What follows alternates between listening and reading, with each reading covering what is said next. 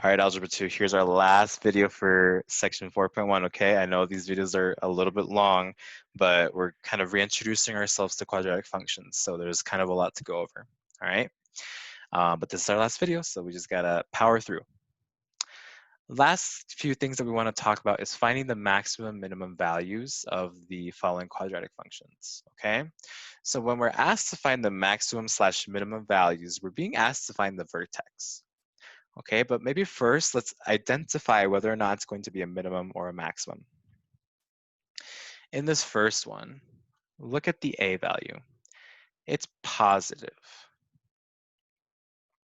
Okay, so a is positive. It's bigger than 0, which means our parabola opens up, which means our vertex is down here, which means it has to be a minimum. Okay, so we know our value is going to be a minimum. So we're looking for a minimum here. Now, it's important to note that when you're asked to find the maximum minimum value, that is asking you to find, this means look for f of negative b over 2a. We're being asked to find the y value of the vertex, okay? Whenever you're asked to find the minimum or maximum value, that is looking for the y value of the vertex, the function output of the x value. All right, but in order to find that, we've got to find negative b over 2a first. Let's do that.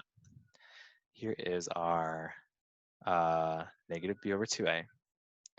So a, let's identify these things first. So a is 3, b is negative 18, and c is 20. Well, I guess we don't really need c, but you know, for posterity's sake, c is 20.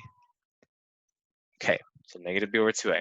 We have negative 18 divided by 2 times 3.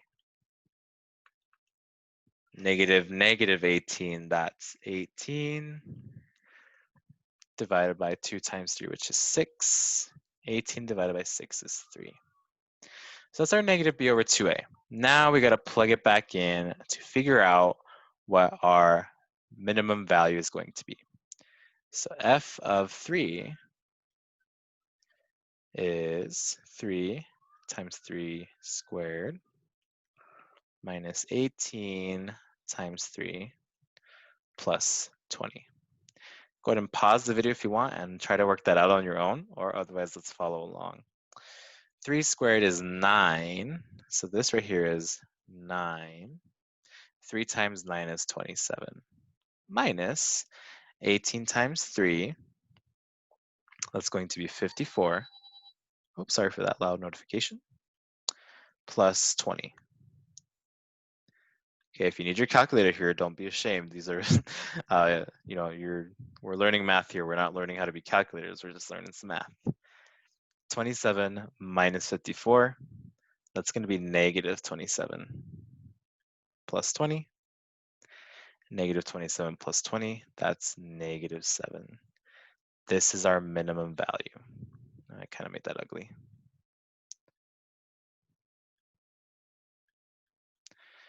Negative 7 is our minimum value. Okay, so now let's try one more example of those, and then I'll have you try that on your own afterwards. Okay, so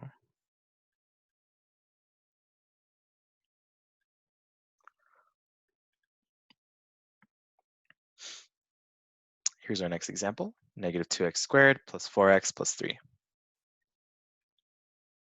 First thing again, you know, let's identify what we have. A is negative 2 and b is 4. And so now notice our a is less than 0, which means we have a maximum this time. So whatever we find is going to be our maximum value. Okay, so our negative b over 2a is going to be negative 4 divided by 2 times negative 2. So we have negative 4 divided by negative 4. Negative divided by negative is positive, so we get positive 1. So now we find f of 1, plug 1 in for x, substitute all x's for 1, negative 2 times 1 squared plus 4 times 1 plus 3. We have negative 2 times 1 plus 4 plus 3. This right here is just negative 2 because, times 1 is just itself. Negative 2 plus 4, that's going to be 2 plus 3 is 5. So our maximum value is 5. Okay, hopefully that's sounding okay to you.